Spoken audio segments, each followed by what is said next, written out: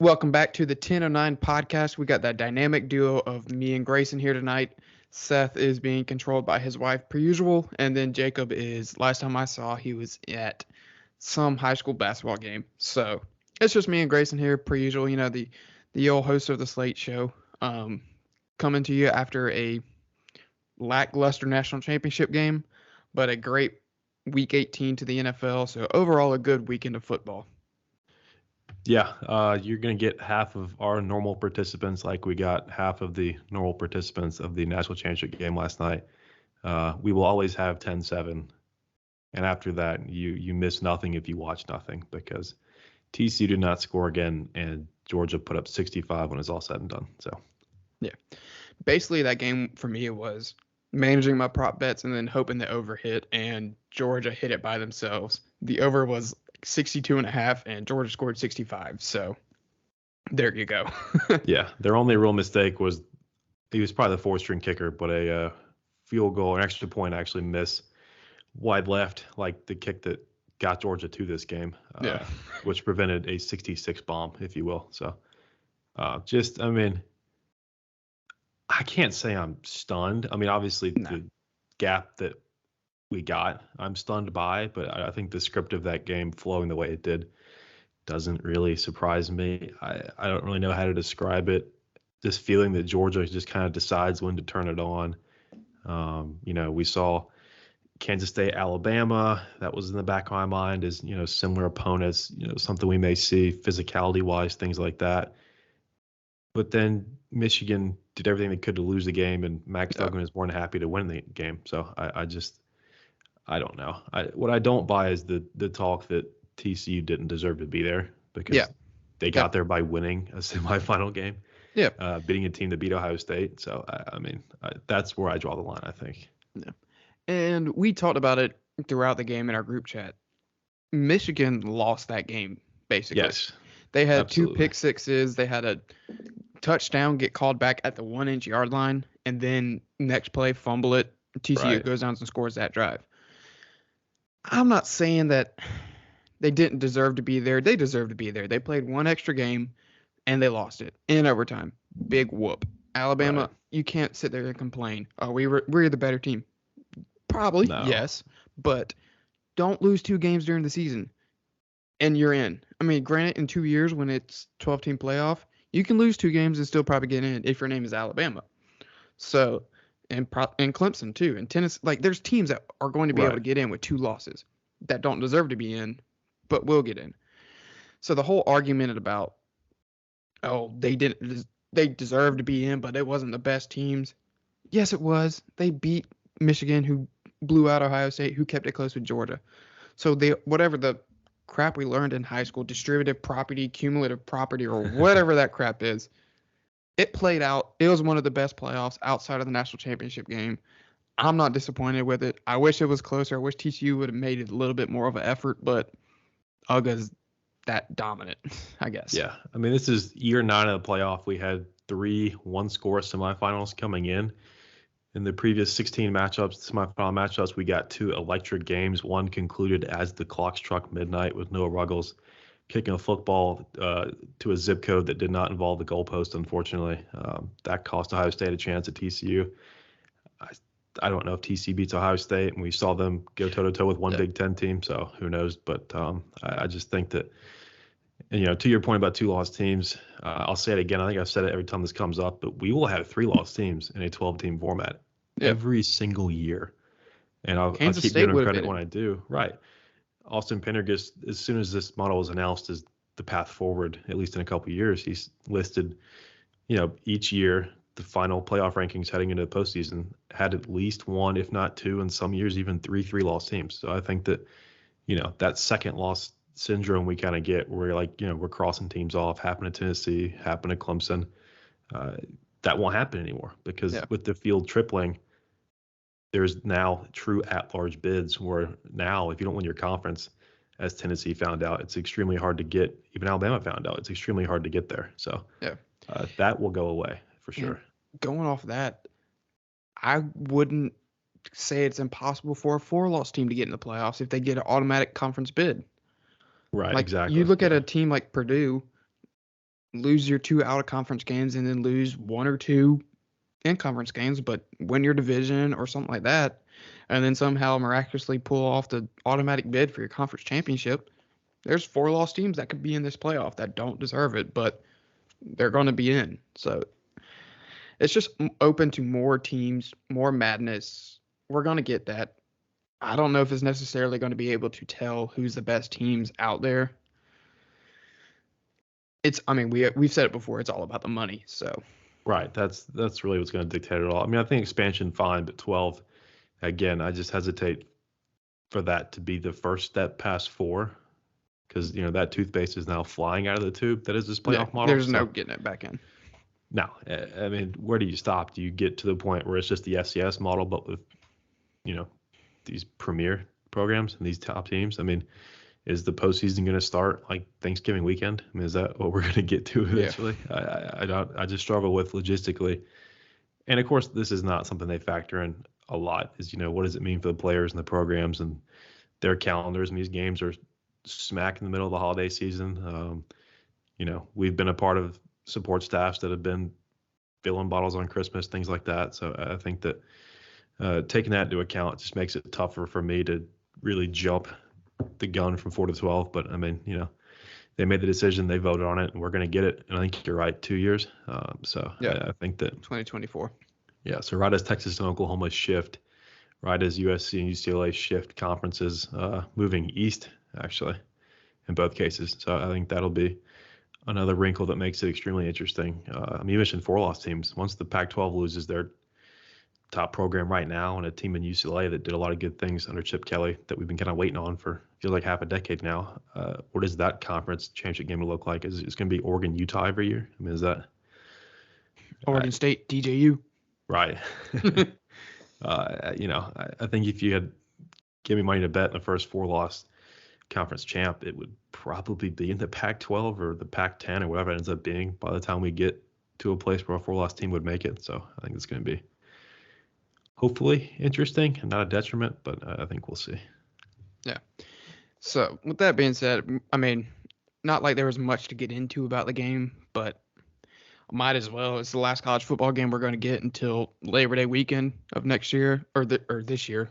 I'm still throwing off that it's 2023, but I mean, getting into the game, Georgia just dominated every aspect of the game. Stats, position, field position, anything you could think of, Georgia dominated that game. I mean, the game it reminded me of instantly was South Carolina, Tennessee. Yeah. You had one team scoring every single drive and another team with a lot of explosive offensive talent that could not do anything. A little more scoring in that game. Right. It got out of hand quickly. Yeah. But it was stunning. It was the biggest bowl deficit ever, which, broke the record set like a week ago by LSU destroying Purdue. You mentioned these 4 loss teams that sneak into conference title games. Purdue was one of those this year. And unfortunately, because of bowl sliding, they got matched up with an LSU team that just decided from kickoff they were going to destroy them. And that's exactly what they did. So the 2 biggest bowl blowouts in the history of the bowl system happened in the last week or so. Yeah. I mean, and the game started off kind of weird. Both teams with false starts on their first play of the game are very, very, very, very great ACC refs were making their presence known early on. Side note, I have a personal vendetta with that ACC ref. I have not liked him. I'm not sure if he was the same guy that refed our Pitt game for our freshman year. I don't remember, but I've just never liked that dude. They seemed to do fine. There wasn't really that many penalties.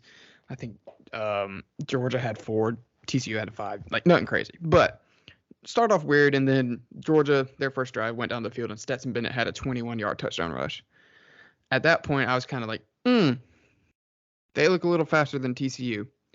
And then they, obviously got a field goal, and then TCU had a big play, and then Max Duggan scored a touchdown, but that was it for their offense. Georgia just looked faster all over the field. Yeah, this is one of the first college football games I've ever watched. I think it was Ohio State, Florida back in the day in a title game, and I think it was Ohio State that returned the opening kickoff and lost 41-14. Yeah. It was just one of those things where it's, you think early, all right, we're in for an absolute just shootout, and it's the most one-sided thing you could have possibly expected. And I think that, people do forget these national championship games have not been close either. Yeah. Georgia beating Alabama by double digits last year. I think LSU beat us by 17. We beat Alabama by 28. That was another game where a couple blows, back and forth blows earlier on in the game, and then we just took over. Right. It was 14-13, and then Alabama just got their doors blown off. And it was just, we had the OT Classic in 2017, Bama, Georgia. Before that, Clemson, Bama had a classic of their own, 35-31. But really, since those two, it's been a lot of one-sided games. Definitely 2-score games. Right. Alabama beat Ohio State by 1 billion 2 years ago, I think. No, yeah, 2 years ago. I was thinking that was Ohio State, Oregon. Right. Yeah. That was honestly kind of a blowout too. Underwhelming. Oh yeah, absolutely. I think one of the last really close games outside of the Georgia-Alabama game that went to double overtime was, I think, the Florida State-Auburn game that went down to the last second with Jameis and Kelvin Benjamin. Yeah, it was the last BCS championship. Yeah, that's the only one that comes to my mind. That was 13, 14. Yeah. So, well, I mean, obviously Clemson and Alabama win. Play. Yeah. Take that back. The first two Alabama Clemson games were close. So right, but we're talking about games over half a decade ago. Yeah. That's how far back you have to go to get these instant classic type games that you always hope they have in these spots. When we were still in school, or when the games were good, that's when you know you're old. Yeah, we're only 24, barely 25. Yeah, so the spread is what it was. It was 13 and a half. I'm not sure where it closed. I had really no interest in it, honestly. I will say I think the two previous double-digit dogs both won outright in 2002, 2000. There was one in the 80s, I believe. The teams escaped me, but I think there's historical precedent for spreads of this size to produce outright upsets, and I think like 90% of the money on the money line was on TCU because people chasing that 3 or 4 to 1 ticket. What's his face? The Mattress Mac or whatever that guy is. Oh, he had a $1.5 million bet. He had 3. Yeah. I think he had $3.3 million on TCU, and he had a reason to follow that ticket for about 30 minutes, including the national anthem. I just think that was. You take a shot, you can get it. Those spreads very, very rare in games like this, especially this magnitude. I think the number was about a touchdown for both semifinals, somewhere on there. But in this case, it was a no sweat winner in the direction of the favorite, unfortunately. So I don't know. And that's why all I did was took the over, bet a couple player prop bets, and just wanted to have some fun. And I had first half minus 7.5, and I was nervous at 10-7. And then it was 17-7 after a quarter, and I was then it ended up being 31-7. Probably good. Yeah. It was 31, then they got the pick, and it was 38, and I was like, okay, this is over. Georgia's defense, the majority of the game, they were just dropping back 8 and blitzing 3. They shut down Quentin Johnston. He was not a factor. I think he had like 3 receiving yards. They wouldn't. Max Duggan couldn't escape to scramble or anything like that. They only had like 36 rushing yards or something like that. They had a total of 188 total yards, and a chunk of that came off of one play on a busted coverage. Right, the one TD drive. Yeah. 60 yards. Mm-hmm.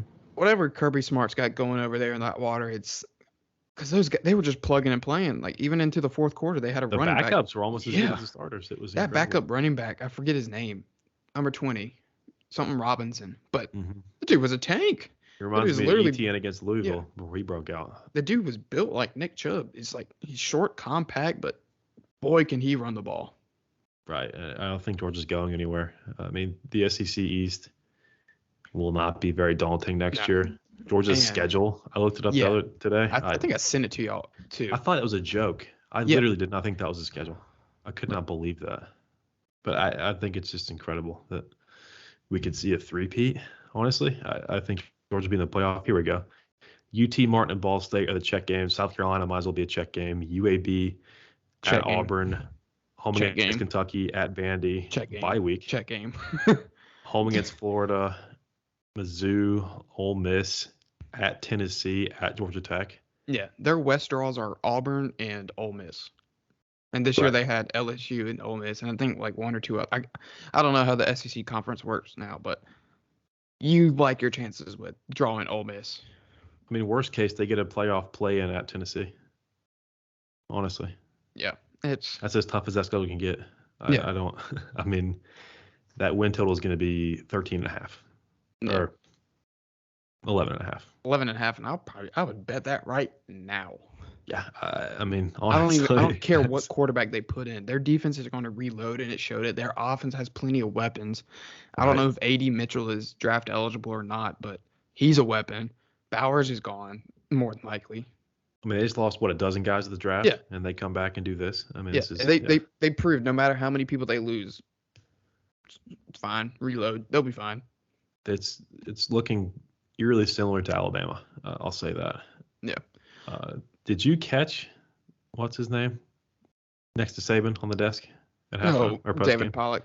David Pollock. That is the bravest man in the country. Did you hear what he said? Mic drop. That is a mic drop right in Nick Saban's face. Former Georgia linebacker was saying in striking distance, literally, of Nick Saban, that Georgia had taken over the game. Clearly, I would have loved to see Nick Saban get up and break a clip or whatever's head or something. But that was the most entertaining part of the entire last 3 hours of that game, was that comment in that spot in that vicinity to the man responsible for the word dynasty in college football, as long as we've been watching it. So I think that's bold. For those of you that don't know, David Pollock basically told Nick Saban that Georgia is a new dynasty and is taking over Alabama's spot. And Nick Saban had the meanest look on his face. That he stared a hole through that desk. Yeah. And he's not wrong. I mean, I give it one more year. The last time he said the band was dead, they came back, won a title by 20-something points the next year. Yeah. So I think that Saban has at least earned that much. Now, back to back is just, you don't see it often, obviously. So that gives. It hadn't happened in a decade plus since Alabama did it. 11 and 12. Yeah. So is Stetson Bennett the greatest Georgia player ever? I mean, greatest. I can separate greatest and best in my head. Mount Rushmore. He's on the Mount Rushmore. He's on the college football Mount Rushmore. Yeah, I mean, back to back. Short list. He played in 4 playoff games. He was the MVP of all 4 of them. Yeah. And it's not like he does anything really special. But when he needs to be special, he's special. I hate calling him this, but I mean, he's a system quarterback. Like, by definition, he didn't even play 4 years. He was he was there when JUCO came back, walked on. Yeah. And I think, I would say greatest. Is he most talented? Is he best player? No, but greatest. I mean, he lost 1 game in 2 years, and they won 2 titles by double digits. Yeah. And I was sitting here thinking on this. I was about to text all this, but me and my dad were talking. I think this is weird comparison, but he reminds me of a more humbled Baker Mayfield. I don't know why. Yeah. It's that walk-on transfer kind of vibe. He's kind of just a system quarterback. He's got that edginess to him, that cockiness. He's a Heisman finalist. They have their different skill sets, but they just seem like similar quarterbacks to me. They're not tall, they're not the 5-star quarterbacks, but they just seem kind of similar to me. Yeah, I mean, I was listening to local radio here in Greenville today talking about, his chances of playing on Sundays and what that may look like for him. And, as far as they were talking about, you shouldn't compare him to a guy like Mac Jones who went first round, who was a highly touted recruit, all that stuff. Think of a guy like Ian Book. I mean, who's got a bigger chance to be in the NFL in 3 years? Ian Book, Sam Ehlinger. Right. I would take Stetson Bennett, absolutely. I mean, backup QB in the NFL is the best job you can have. But I think if you have a guy like Stetson Bennett, he's going to go out there and give you everything he's got. And if you've got talent like he's got at Georgia, which is honestly more similar to an NFL team than some of these NFL teams we've seen this year, I think that, I don't know. I would just think that he might slide into the right spot there. And he's not going to take anybody's job or anything, I don't think. But I think when called upon, he'll give you a lot better than most of the backup quarterbacks around the league, honestly. Yeah. And getting into how they build their roster. This is a talking point for a lot of teams, especially one that is near and dear to our heart. But Georgia is operating similarly to how Clemson currently is right now. They had nobody from the portal this year. They are all homegrown talents. They're all recruited. So it's doable, but you have to recruit at a high level. And I mean, do we have a single year at the level that they are recruiting wise? I mean, maybe some of those years when we get like say we got like, I mean, I think when we got Trevor, Xavier, Justin Ross was in that class. Like that class was absolutely insane. So, I mean, yes, and that obviously showed when we won a national title that year. Right. So, but that was also very right before the transfer portal and all that happened. Right. So, pre-NIL, all that stuff. Yeah. I mean, it's doable. I mean, you look across the field at a TCU team coming off 5-7, loaded up in the portal, and then they were in the championship game. I mean, it's two very different paths to get there. Georgia tried saying post game that people said they would be 7-5, 6-6. I don't think I heard a single person anywhere say that, other than bitter Alabama or Tennessee fans, maybe. But I don't know where that kind of underdog mentality came from, other than just artificially produced. But I thought it was pretty funny. Yeah, that 2018 Clemson class, like I mentioned, right. You don't have to go to transfer portal. That might be the best one. Yeah, it was. You had Trevor Lawrence, Xavier Thomas, KJ Henry, Jackson Carman, DK, who ended up at Georgia, won national championship. There's a transfer, but that was last year. Right. Justin Ross, Kyler McMichael, who was a great prospect coming out. Josh Belt, not even going to get into that one. Don't even think he played a single snap for us. I don't even think he did not practice. He did. No.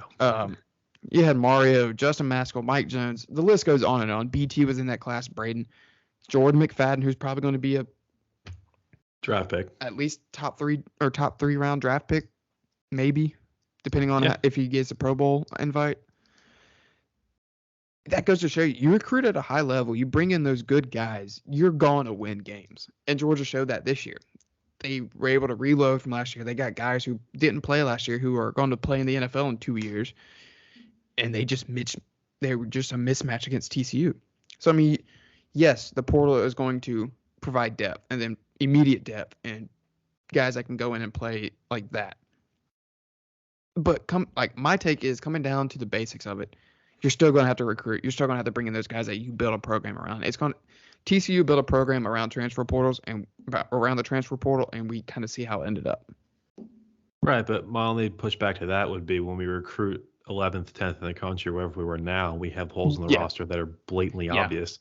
And there's talent out there with proven collegiate success. I think that's where I think there's a happy medium. You don't want to be loaded up with transfers. Especially when you have all those guys that you recruited thinking they're going to play transfer out. Right. You don't plan on that at all.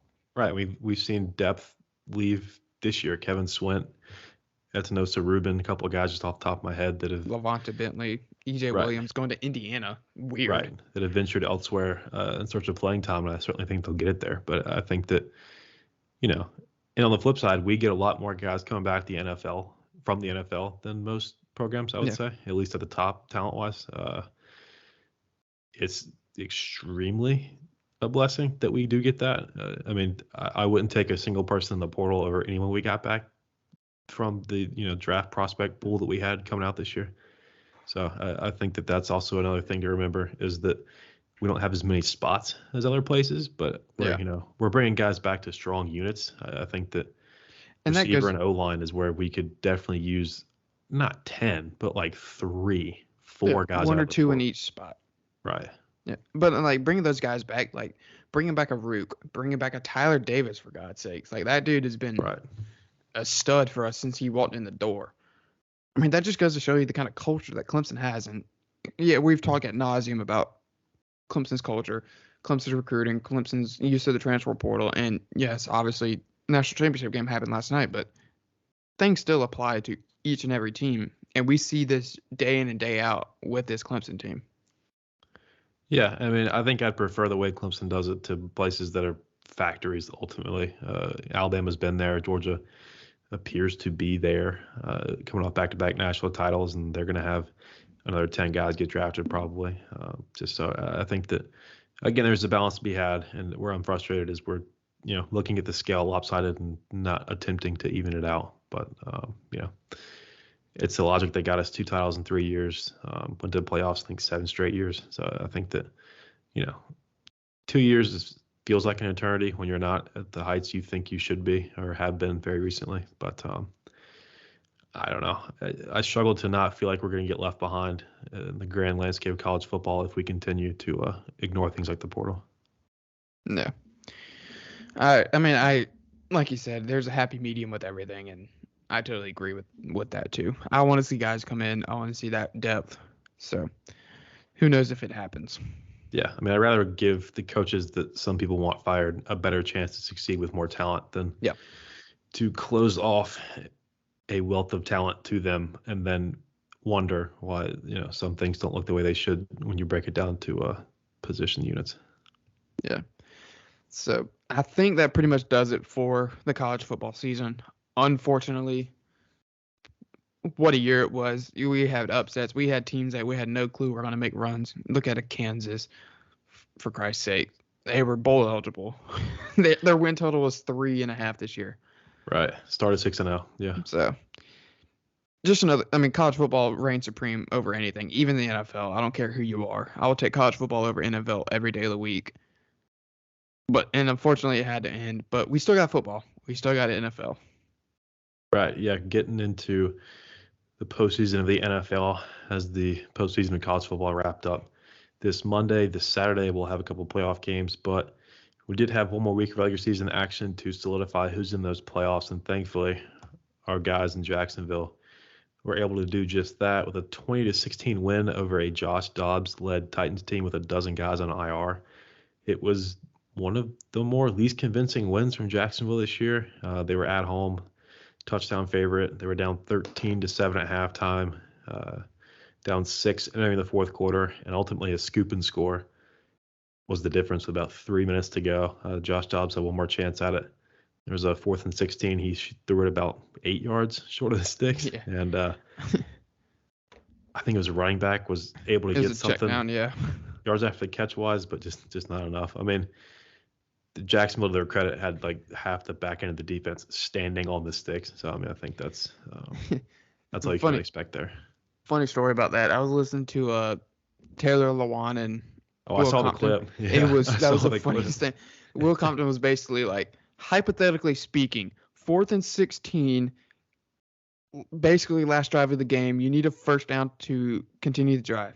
Right. The defense is the defense is going to be playing at the sticks, and what do you do with your pass? Do you check down to your guy that's it's like 10 yards away, or do you throw it at the sticks? And Josh Dobbs was like, thinking back, I should probably throw it past the sticks.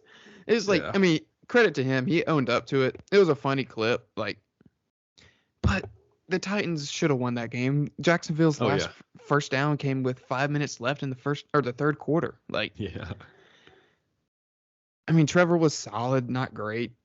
Yeah. I think Doug Peterson tried to get cute a little bit there, but yeah, I don't know if we all know him as the coach that got Nick Foles past Tom Brady in the Super Bowl. So I think that, you really can't take much away from that. But I do think that maybe he underestimated a bit just how youthful this roster was as far as experience in the playoffs in these situations. I mean, guys like Zay Jones, Christian Kirk, Evan Ingram coming from largely unsuccessful teams in the recent past, and you got young guns like Trevor and Travis leading the offense. I think that, this team, we forget in 2017 was honestly a blown call away from beating the Patriots and going to a Super Bowl. But I think it's safe to say almost all, if not all, of those players are not on this roster anymore with their turmoil that's happened the last 2 years, picking number 1 twice, making the worst coaching hire, literally maybe in the history of the NFL with Urban Meyer. Yeah. They've moved past that. Got Doug Peterson, like I mentioned, a Super Bowl winning coach in Philadelphia, and now he leads this team from the cellar of the AFC South to clinching it in Week 18 at home. It was very ugly, but I mean, all you need is the win. That's exactly what they got. So they locked themselves in as the 4 seed and will host my Chargers, I believe, 8 o'clock, 8:15-ish Saturday night in the nightcap of the doubleheader we get on Saturday with some NFL playoff action. So I will be pulling for the Chargers. I understand that I will be alone in that as far as the guys in here with Jacob and Bailey, and I'm sure Seth will be on the bandwagon by Saturday. But whoever wins that game, I will be pulling for 100% to win the Super Bowl. So it will be a stressful day for me, but I'll wake up Sunday with a team that I'll be riding to the Super Bowl, hopefully. Yeah. I had to take. You were talking about players on Jacksonville that were last in the playoffs, and I think majority of everybody except for some of the O-line. I think Tyler Shatley, former Clemson guy, right? Clemson guy. Yeah. So, I mean, heck of a turnaround for the Jaguars this year. I mean compared to last year and how the beginning of the season was starting out for them. Right. They've rattled off wins after win after win, and I'm going to go ahead and say it. Trevor's 1-0 as a playoff quarterback. That was a playoff game. It was winning in. Yeah. Yeah. So you can go ahead and say Trevor's undefeated in the playoffs. I'm going to go ahead and write that on the Twitter box. Yeah. I mean, I mentioned some of the skill guys, the imports from this past year to this season, Evan Ingram, Christian Kirk, Zay Jones, were the main three. I think their contracts or something they'll balk at in the future as, they enter what we know as cap hell that the Rams and Saints find themselves in. But compared to preseason expectations and the kind of discourse around those three players to all having 80 catch seasons, career years, I can say personally I need to put a hand up and apologize for that, because I was just as critical as anybody for not only the level of talent or perceived talent they brought in, but the price tag that came along with it. And they are now a playoff team. They are a 9-8 above 500. That home win put them at 5-3 at home. That's impressive considering they didn't win 5 games last year's combined. So I think that, defending home fields where you kind of start turning things around, and now they host a playoff game. So we'll get to see them have another chance at a home playoff game, really, because I agree with you. Like you said, this was, for all intents and purposes, a playoff game. There was playoff math for Jacksonville should they have lost, but it didn't happen, whatever it was. I think when we did our NFL preview, I think we all either had the Colts or the Titans winning the league or winning the division. Oh, I had the Colts, and I said I don't think it'd be close. We didn't have a single thought about Jacksonville pulling this out. We might have mentioned it as a joke, honestly. Yeah. And Jacob slowly realized it 9/10 of the way through the season, or 17/18 of the way through the season. Yeah. Whatever it was, whatever week he finally jumped on the bandwagon. It was later than some. It was week 16. Yeah, of 18, but that's fine. He's squarely on it now. He's sticking with it. And like I said, that'll be the game that we all have our eyes on the most. Myself as a lifelong Chargers fan, and of course a Clemson fan along with that. So that will be the highlight of my weekend, hopefully. Yeah. But yes, that was a good way to finish up this past Saturday in the NFL. I do like that they have the Saturday games because, college football has their championship game on a Monday, which makes no sense. But, as long as they leave that Saturday open to the NFL, I'm glad they capitalize on it and give us 2 games. They played the FCS National Championship at 2 o'clock on Sunday. That was bad. That should not happen. That's the dumbest. Play it on Saturday with those 2 other NFL games. Bump those games back an hour. I mean, the NFL games were 4 and 8. Put that at noon. Yeah. Play it at the 1 or 2. Put it. Yeah. I agree. And that Chiefs Raiders game was atrocious. It was 24-3 at halftime. Yeah. No one was watching that. The Chiefs were doing ring around the rosy before a snap. Right. They were playing duck, duck, goose in the red zone, and no one cared. No one watched that game. It was just a blowout. Rattler's coming back. Good. I want revenge. Yeah. Breaking news. Well, his buddy, the Stogner, already left for Oklahoma. Yeah, but Wells is coming back too, so.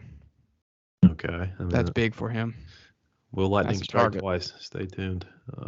His only target left. The rest of them left. Jaheim Bell's gone. Yeah. Who am I forgetting? The receiver's gone. Jaheim Bell, Lloyd's gone. They got plenty of guys back. I'm not worried. But I mean, moving to Sunday, a lot of inconsequential games. A little bit of a bright spot for Atlanta. Desmond Ridder and Tyler Algier played pretty well. They beat Tampa 30-17. So, Algier has an argument for Offensive Rookie of the Year, honestly. I think that Kenneth Walker in Seattle gets a lot of hype as a running back, and you got to give Brock Purdy a bit of a look at it in San Francisco at quarterback. But I think that's pretty safely a top 3 trio on offense. Unfortunately, Breece Hall injured early mid portion of the season, so or his name would certainly be in that mix as well. We saw Bills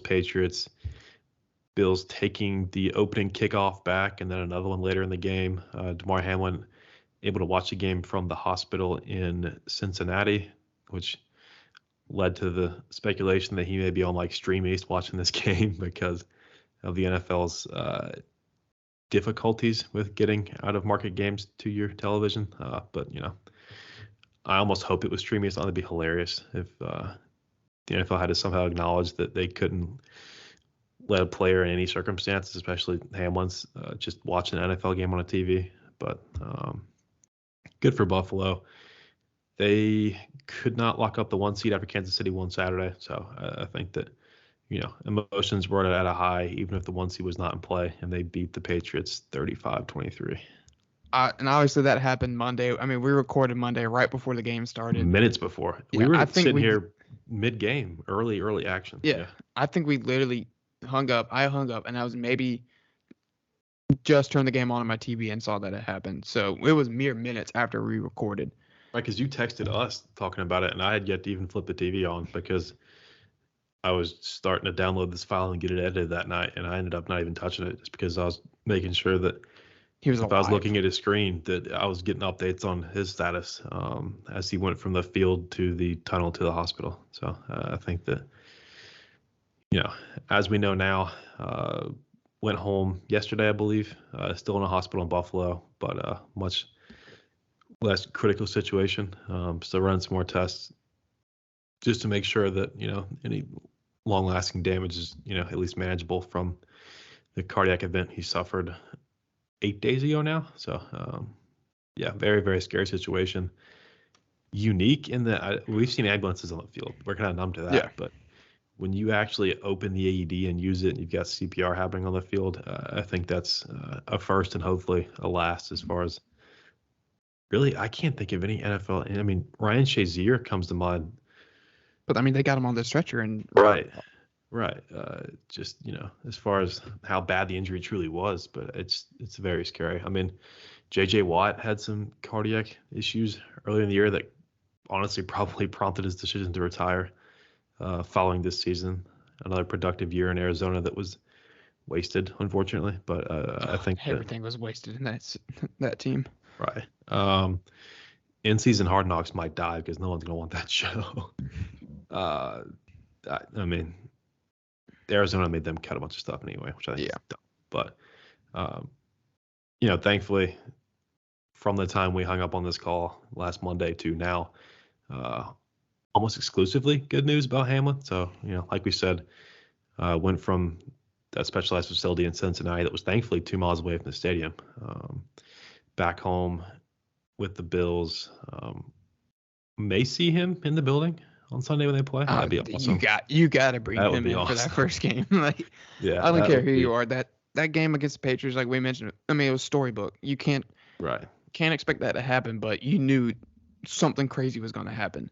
Right. I mean, D. Gordon hitting the home run comes to mind as like a moment like that after the death of Jose Fernandez. So, I mean, I think that, just incredible. I mean, it's far down the list, but anytime you watch the Patriots get smoked, I think you have a good Sunday. But obviously, a lot more things come to the front of your mind with the Bills game this Sunday. And like I mentioned, it'd be great to see if he's up for it and, his doctors release him to do so, to have him in the building in some capacity as they start their playoff push this weekend against the Miami Dolphins, I think. Biggest spread on the board, I'll say that, with Tua's status up in the air. I think we've already all said that he should not play the rest of the season, but the NFL is a brutal business and wins keep you employed. So that will hopefully not be the reason it's decided one way or the other, but I have a sinking feeling that it will be a large part of whether or not Tua is ultimately cleared to go. Otherwise, I think Teddy Bridgewater also injured. I think Skylar Thompson ended up starting for Miami.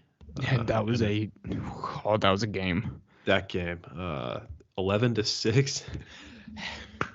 Hell of a cover. That was that was a cover from the gods. That was terrible. I'm not sure if Bailey had it in the Slate Show in his picks, but he did have personally the Dolphins -3. So that was on the Slate Show. That was on our picks on Twitter.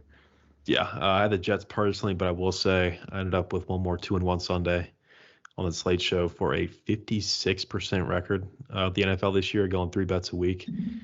I don't really know what I expected percentage-wise from myself going into the season, but it was not 56%. So if anybody out there was brave enough to tell me, then I'm glad I could come through for you guys. It wasn't the best start. I really got hot around week 10, 11-ish, 12 maybe. And started ripping off these 2-1, 3-0 weekends. So that was an encouraging bit of data, at least from my NFL picks. I won't speak for my co-hosts because I'm a college guy.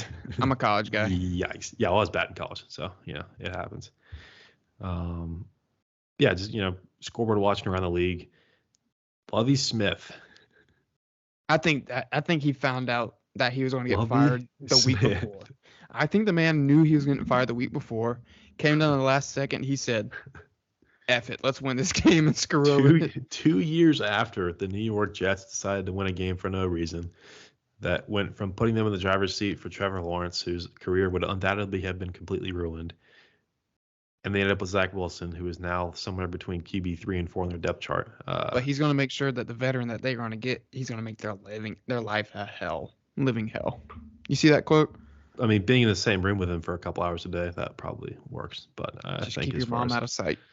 Competition, I don't expect much from Zach Wilson, at least not in New York.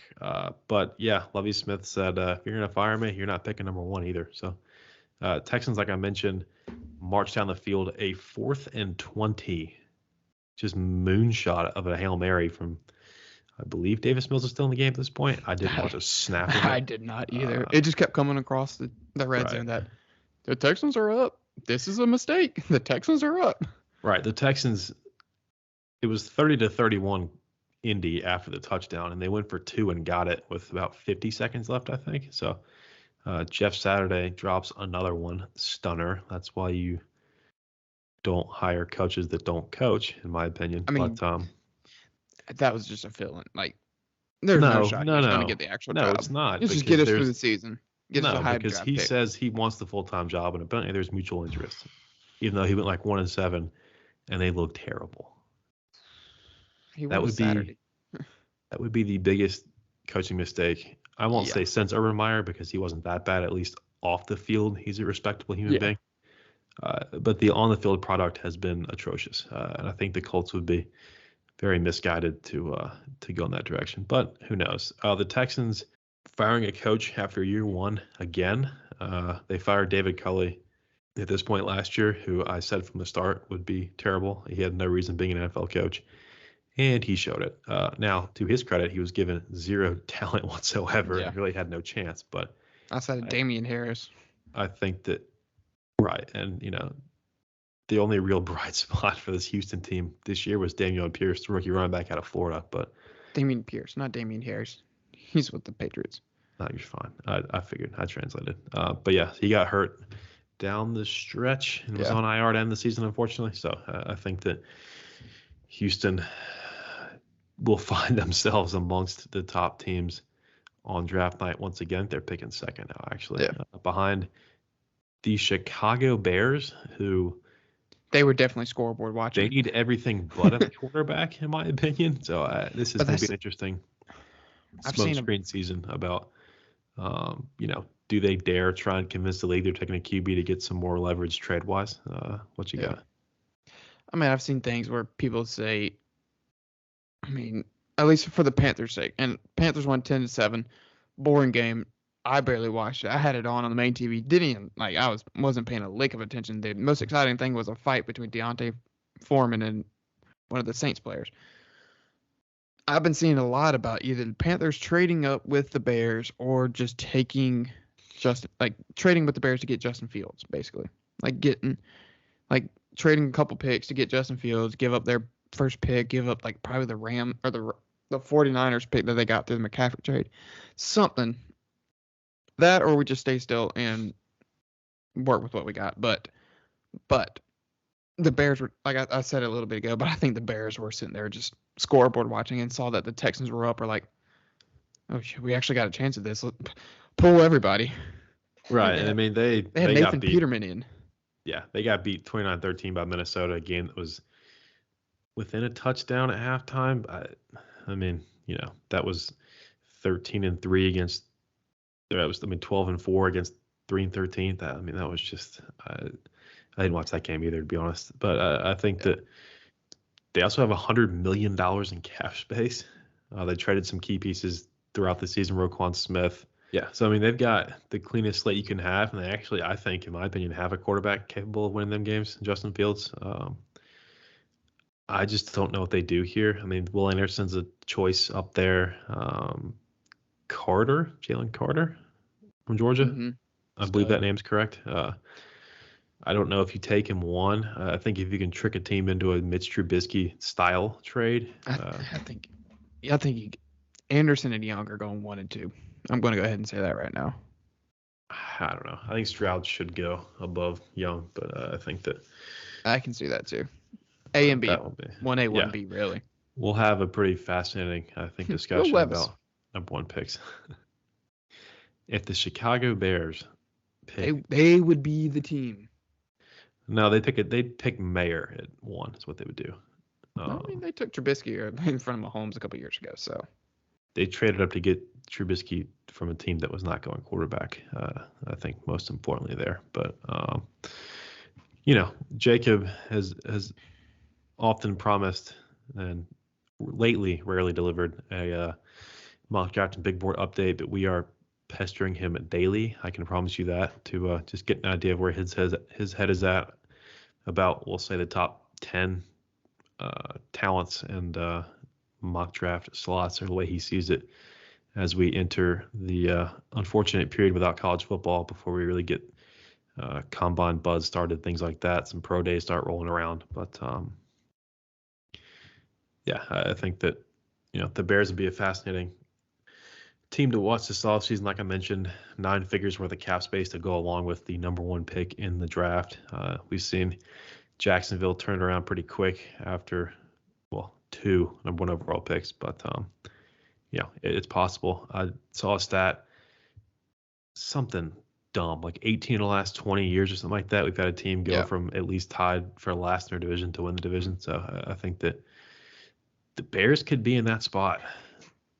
Honestly, you look at that NFC North division, and we'll get to the Packers here in a little bit. They ended up concluding Week 18, but the Packers, the Lions, and the Vikings, they're a lot tougher. The Vikings can be beat easily. We saw that throughout the season. Tougher draws out there in the NFL as far as divisions, and I know as a Chargers fan how tough it can be. But I think. Yeah, me too. As a Panthers fan.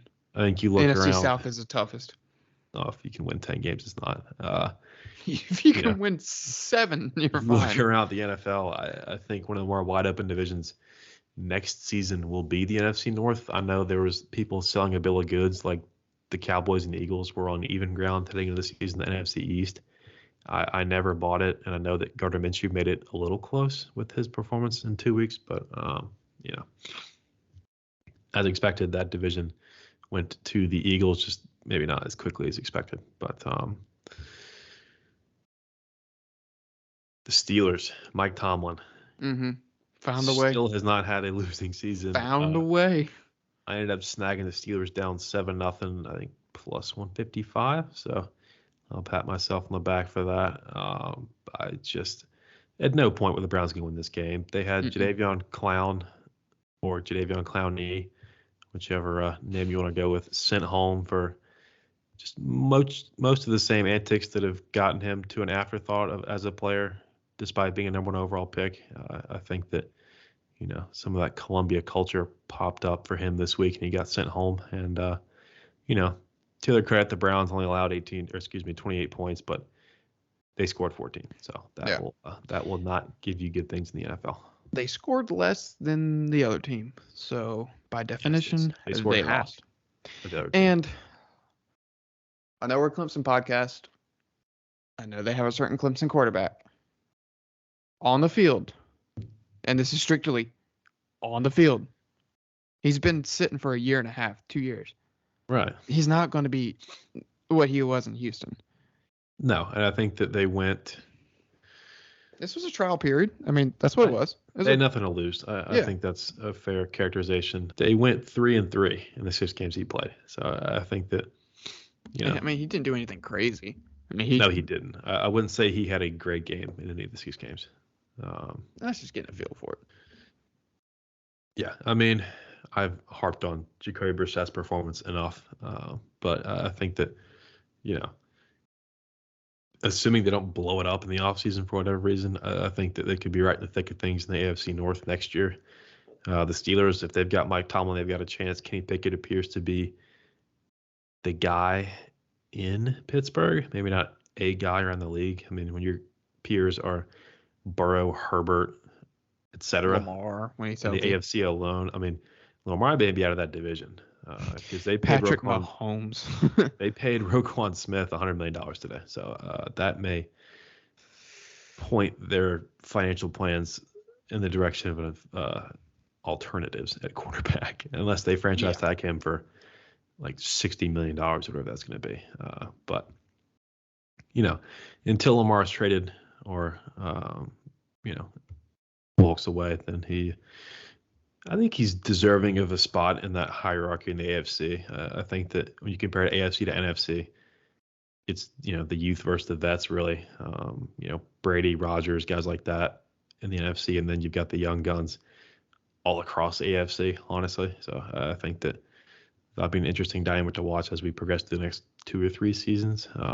Speaking of uncertain futures, I mean, Russell Wilson, this Denver team, what are we going to do with this team? I mean, they beat the Chargers. The Chargers, I'll make this quick. Brandon Staley is an idiot for what he did Sunday. We played starters for a half and change. Give him a quarter. I mean, a drive.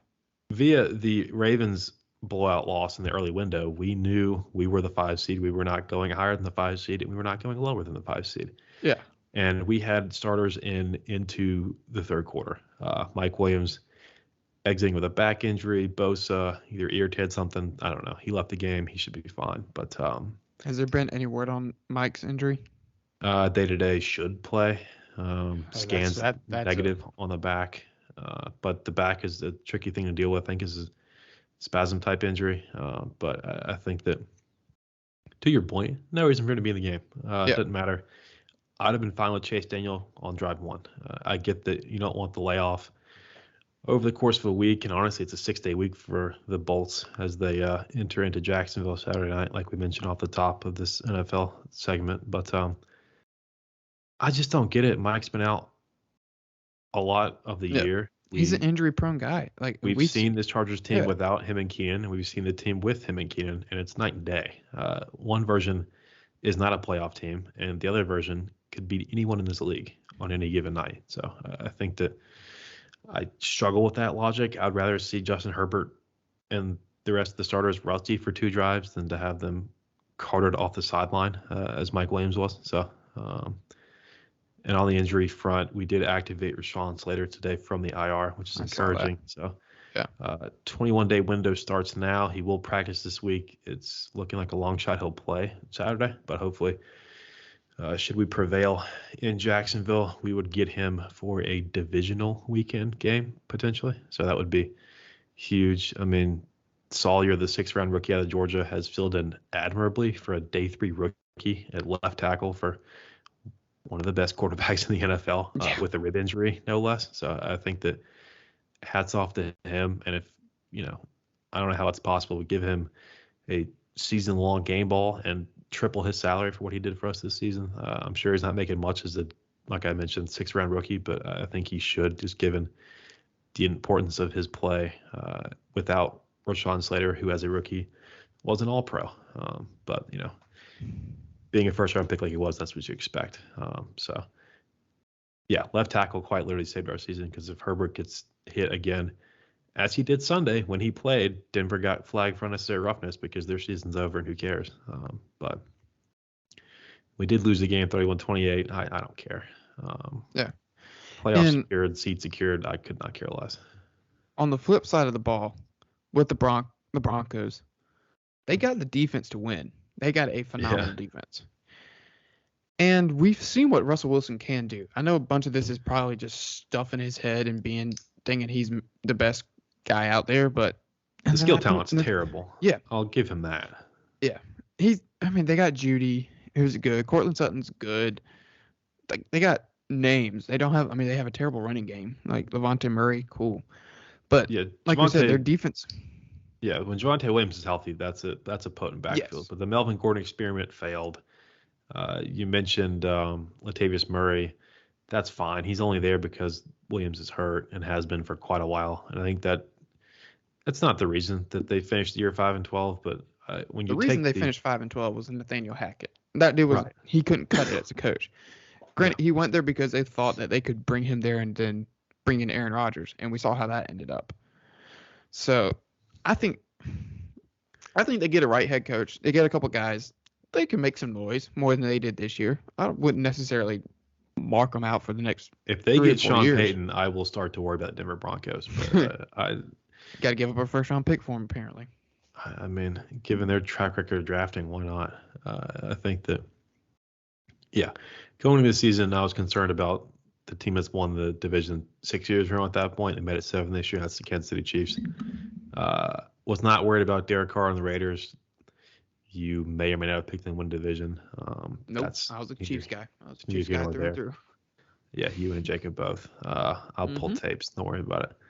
But, the rush signing on its face, you're adding a Super Bowl champion QB to a division that's already loaded with Mahomes and Herbert. But I think that, QB can't do it all, and he can't outplay coaching, at least not the coaching of Nathaniel Hackett, which, like you mentioned, just couldn't cut it. Got fired midseason, year 1, which is pretty embarrassing as it goes in coaching circles around the NFL. Didn't even make it a year. And didn't deserve to, honestly. Yeah. It's a wins business, and he had 5. So, or actually, he had 4 because they had 4 when he got fired. So, I think that's just unfortunate. I mean, Russell Wilson trending towards cringy for whatever reason. There's the Subway ads and the post-game quips and things like that. But, I mean, I think in general, a well-liked player. We've seen some guys from his time in Seattle, like Richard Sherman, kind of come out of the woodwork now that he's struggling and start to reveal certain things, which I find a bit convenient but good for TV, as I'm sure Richard knows. But I think that, like you mentioned, this Denver team is not very far away from being a problem, not only out west, but as far as the entire NFL, honestly. Yeah. And other places in the league, 49ers, Cardinals, that was a game. JJ watched last game. Okay, cool. Yeah. 49ers blew them out. Right. Cowboys, Commanders had no playoff implications other than maybe if the Cowboys won, they had a chance at the 1 seed, but the Eagles already won. So. Right. And then 2 of the final games of the season came down to the 8th seed, 7th seed, or whatever it was. Yeah, the last spot. It was the 7th seed. Yeah. In the NFC. Going into the primetime game of the Lions-Packers, at the last second in overtime, basically, the Seahawks were able to beat the Rams on a field goal, which put them into a Lions win, and the Seahawks are in. With the Seahawks winning, it eliminated the Lions. So the question was, were the Lions actually going to try? Sure enough. Yeah. They tried. They sure did. God. And I'll say this before we dive into the game. The fact that these were not simultaneous kickoffs is so damn stupid. Like, Ryan Goodell, that's got to be a. What in the hell is wrong with you? Like, why are you kidding me? I don't care if they're both at 8. I don't understand that. Like, how is that fair to really any of the teams involved outside of Green Bay? I mean, you've got Baker Mayfield and the Rams doing what they can to play spoiler like the Lions did. You got the Lions, a team that has really turned it around. I think. I mean, they still went 9-8 this year, missed the playoffs by virtue of that Seahawks win at the buzzer, like you mentioned, in overtime. But I think that what in the hell is wrong with the NFL? I don't understand that. Why that wouldn't be consecutive and put Tennessee, Jacksonville, an actual heads-up win-and-in game in primetime. I don't understand that. Because by then, and that's what the Jags Premier League Soccer, right? Premier League Soccer, they play all the games on the last match day. World Cup did it too. We saw it in the World Cup as well. So that's where the NFL needs to adopt, because If the Seahawks and the Packers game were going on at the same time, that would have been must-watch TV. Right. So, and then, is this Aaron Rodgers' final game as a Packer? He sure made it look like.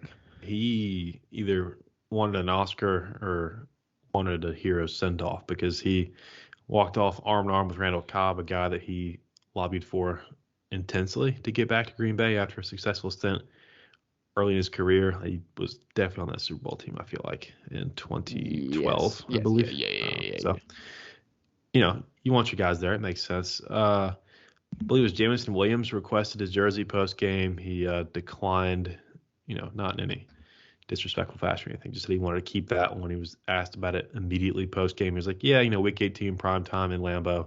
Just want to hold on to it. This one.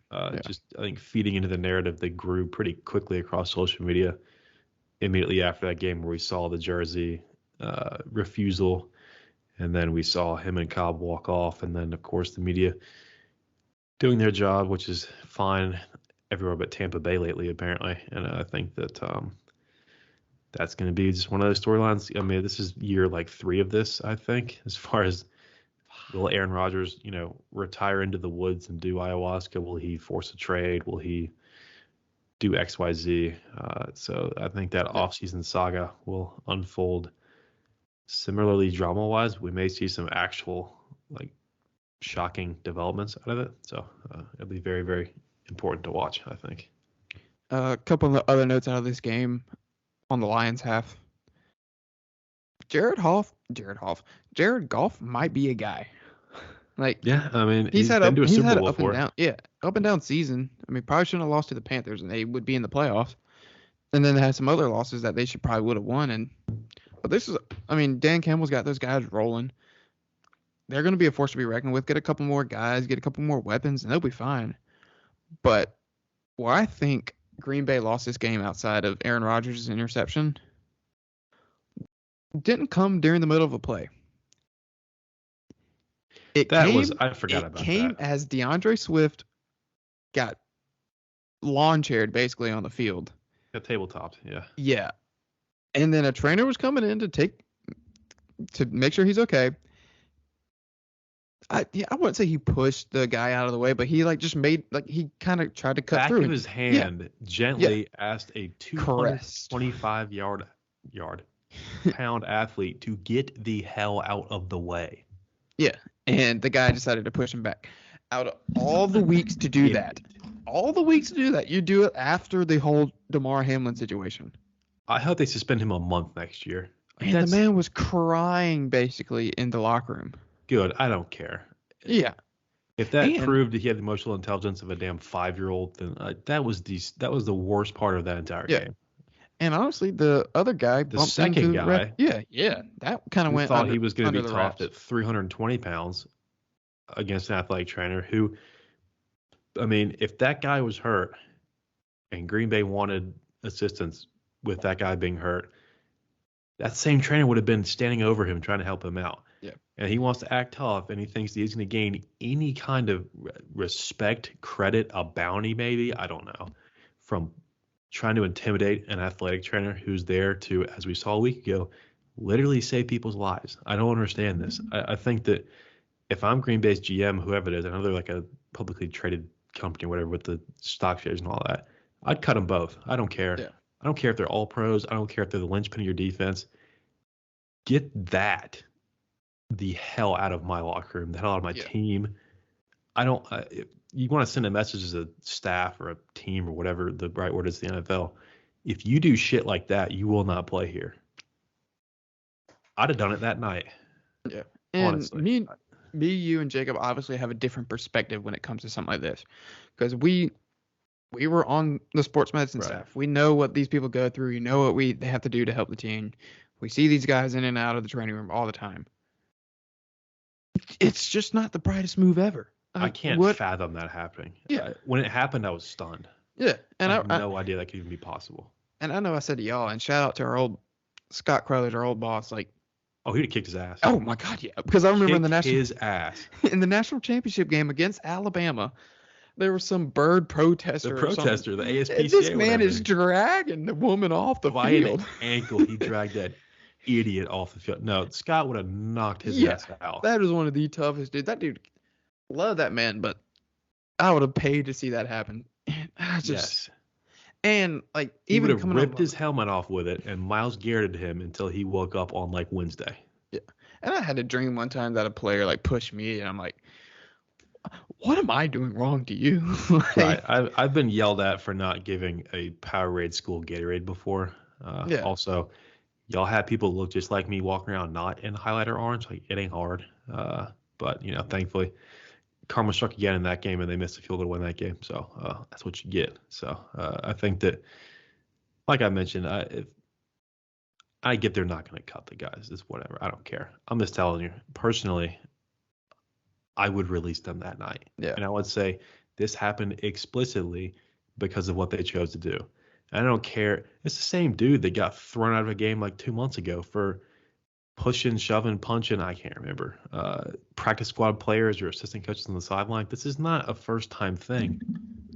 This is like the second game of the year he's gotten thrown out of for an altercation with people that do not play. Yeah. Like, that is asinine. And the fact that, honestly, with that in mind, I don't know why you wouldn't release him. Like, what the hell do you have to gain from that? You're gonna prison.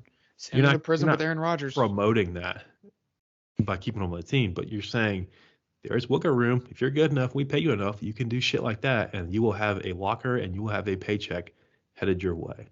I hope he lost his game check, but that's ridiculous. I hope they fine him.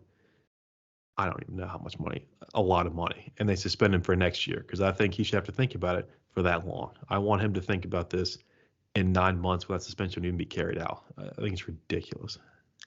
Yeah. So, I mean, that pretty much sums up the Week 18 in the NFL. I mean, we obviously, the playoff matchups are set. They obviously start Saturday. Seattle and San Francisco play at San Francisco at 4:30. You got the Giants and Vikings in Minnesota on Sunday at 4:30. And Dallas and Tampa Bay Monday night at 8:15. This is the NFC matchup.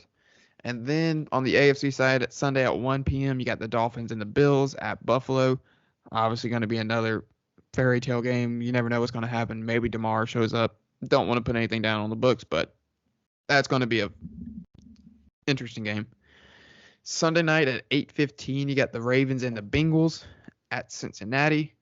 And then Saturday at 8:15, you got your Los Angeles Chargers against Jacob's Jacksonville Jaguars. But that's generous, but yes. Yeah. And obviously the Kansas City Chiefs and the Philadelphia Eagles have the first round byes. So that is your matchups for the opening round Super Wildcard weekend of the NFL. Yeah, it should be a solid weekend. Like I mentioned, I will be very stressed out Saturday night, but I also mentioned before, I will wake up Sunday with more games to watch and still a team in it that I would love nothing more than to watch them win a Super Bowl. So I think it'll be, year 2 of this 7-team, 1-bye model. I think it went pretty well last year. We got some great games out of it, and Bengals was a hell of a game to watch. And so hopefully we get just as much, if not more, drama and close games out of this year's field. This is the debut for Herbert and Lawrence in the playoffs, and they're going to square off, I think, unfortunately.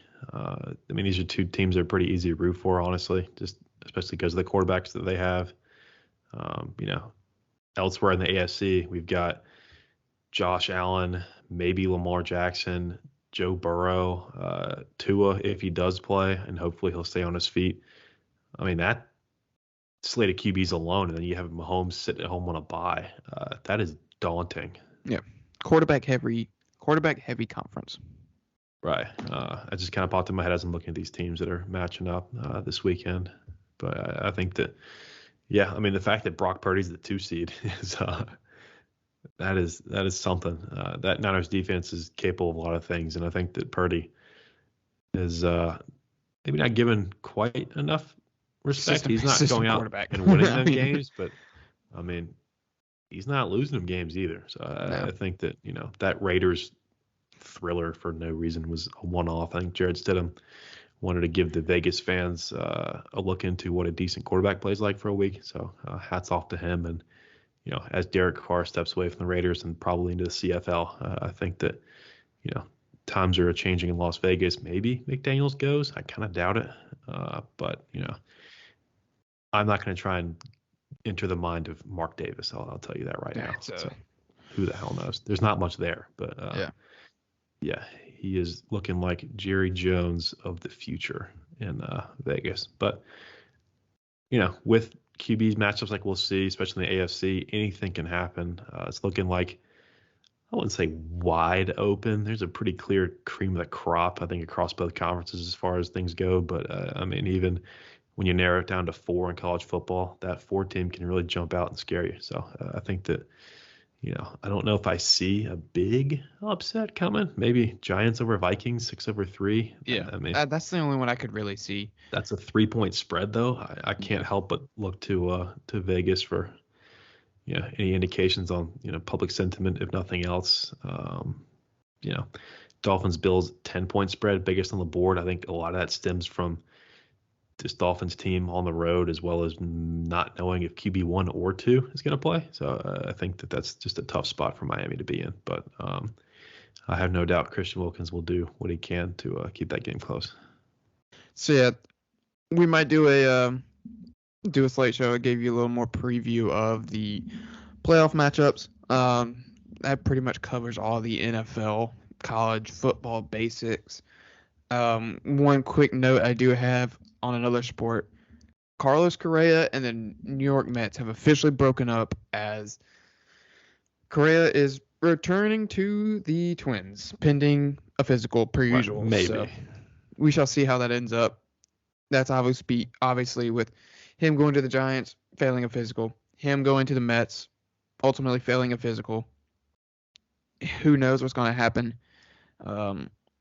Just one of the weirder free agency off-season signings I think we've ever seen. So yeah, it's been a saga to say the least. This is interesting. 6 years, neighborhood $200 million pending, like Bailey said, a physical on that same ankle that must have some of the worst MRI presentation in the history of the human body, because I just don't get it. But that is, I guess, just the nature of it. But it's guaranteed money. So once he does finally ink a contract, he will be set for life. So, yeah. And I know we've gotten away from it, but once football gets out of the picture towards the Super Bowl, we need more things to talk about. We're obviously going to get right back into baseball. We got plenty of pitchers and catchers report here in February, and then spring training gets starting right after that. So we got plenty of time to get caught up with everything and then get prepared for another season. We're going to try to go to a couple games. I think we might even go to an NFL game next season. The Panthers are playing Jacksonville. We were talking about it. It's a 4-hour drive from Columbia, so it's very doable. Very doable. So, and then obviously the Angels return to Atlanta. Yeah. We saw how that ended up last year, so we'll take Grayson to another game and let us beat up on them again. So a lot more to come for that, obviously, with baseball season once it starts to roll around again. Yeah, NBA just kind of in that weird spot between the early storylines and the All-Star break in a couple weeks here. So I'll start sneaking that in again at the back end. But plenty to talk about this week with the national championship game, NFL regular season finishing, and then we look forward to the NFL playoffs. So fill up the script this week. But as football wanes and we look more towards things like MLB and NBA, we'll get more in depth with both of those. And, combine, spring games, all that good stuff with college football. As the calendar flips, then we'll get back there too. Yeah, the calendar already flipped, in case you didn't know. It's January 10th. So, well, not the football calendar. Football is the only calendar we know. Exactly. But yeah, so that's this week, second pod of the new year, hopefully. We got some more storylines to talk to you about NFL-wise next week. We're on Apple and Spotify, as you're hopefully listening to us. And again, we are on YouTube. If for some reason you want to see us live and in color, that's just the 1009. And then links for all this stuff. We're tweeting a lot more during games, things like that, at the 1009 on Twitter. Bunch of good stuff there too. We've kind of backed off of written content for now, but I have some things in mind. Get back into writing some of that stuff. Yeah, so that'll all be posted to our Twitter as well. And yeah, so until next time, that's what we got for this week. Deuces. Subscribe.